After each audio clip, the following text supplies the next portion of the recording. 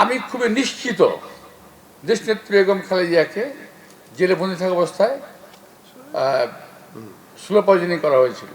শুধুমাত্র মসজিদ, মাদ্রাসা, মন্দির, মঠ, গির্জা নয়, প্রতিটি বাড়িতে প্রতিটি মানুষ যেন তার জন্য দোয়া করেন।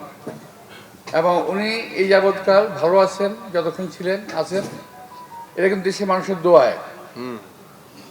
এইটা ওনার উপর যে অত্যাচার হয়েছে আপনারা তো দেখেন নাই, এটা আমি দেখেছি। ওনার সঙ্গে জেলখানায় আমার সঙ্গে প্রায় দেখা হতো।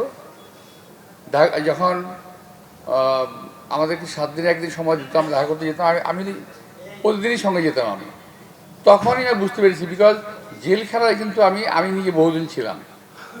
আমি খুব সাবধান থাকতাম এক জায়গা থেকে, সেটা হলো জেল কর্তৃপক্ষ অনেক সময় ব্যক্তি বিশেষে তারা স্লো পয়জনিং করে।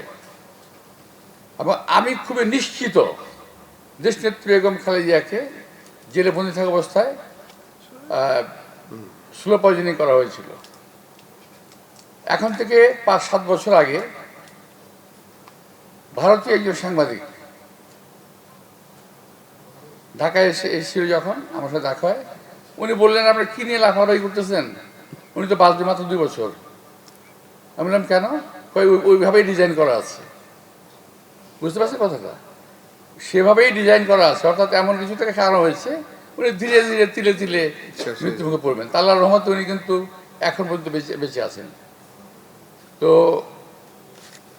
ওনার আজকে, হ্যাঁ, মানুষের হায়াত মহত্ব আছে, স্বাভাবিক, কিন্তু ওনার এই আজকে অসুস্থতাটা কিন্তু স্বাভাবিক অসুস্থতা নয়। এটা একটা অস্বাভাবিক পরিস্থিতির শিকার হয়ে উনি আজকের এই অবস্থায় উনি আছেন। যাই হোক, আমরা আল্লাহ তাআলার কাছে তার সুস্থতা কামনা করবো। জানালাম যে উনি আগের চেয়ে একটু ভালো আছেন, আলহামদুলিল্লাহ। আল্লাহ তাআলা তাকে সুস্থ করে তুলবেন এই কামনাই করি। কারণ দেশনেত্রী বেগম খালেদা জিয়া প্রথমে ছিলেন গৃহবধূ, তারপর বিএনপি নেত্রী, অতঃপর দেশনেত্রী, এখন বাংলাদেশের সমস্ত জনগণের অত্যন্ত প্রিয় নেত্রী দেশনেত্রী খালেদা জিয়া। অত্যন্ত প্রিয়, কারণ বাংলাদেশের দলমত নির্বিশেষে দেশনেত্রী এখন জানে যে তিনি একজন ঐক্যের প্রতীক, তিনি গণতন্ত্রের প্রতিষ্ঠার প্রতীক, দেশের স্বাধীনতা সার্বভৌমত্বের রক্ষার প্রতীক দেশনেত্রী বেগম খালেদা জিয়া। শহীদ রাষ্ট্রপতি জিয়া রহমানের সময় বাংলাদেশ ছিল ইমার্জিং টাইগার, এবং এটাকে উনি প্রতিপালন করেছিলেন। পরবর্তীতে বাংলাদেশকে অনেক উন্নত করেছিলেন। তো আমি সকলের কাছে আবারও দোয়া কামনা করছি যে আমাদের নেত্রীর জন্যে।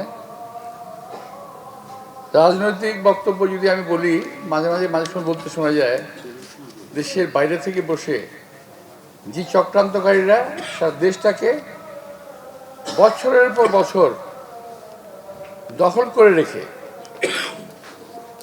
অনেকে বলে ভোট, রাতের ভোট, দিনের ভোট ইত্যাদি, আসলে একটা দখলবাজ সরকার ছিল, দখল করে রেখে পুরো লুটপাট করে দেশটাকে শেষ করে দিয়ে গেছে। এবং তারা এখন বিদেশে থেকে বক্তব্য রাখছে যে আওয়ামী লীগকে ছাড়া কোনো নির্বাচন নাকি বাংলাদেশে হবে না। মানে কেন হবে না? বিএনপিকে ছাড়া আপনারা নির্বাচন করেন নাই, বিএনপিকে ছাড়া নির্বাচন করেছেন। সুতরাং নির্বাচন বাংলাদেশে হবেই, এই ফেব্রুয়ারিতে হবে, এতে কোনো ভুল নাই।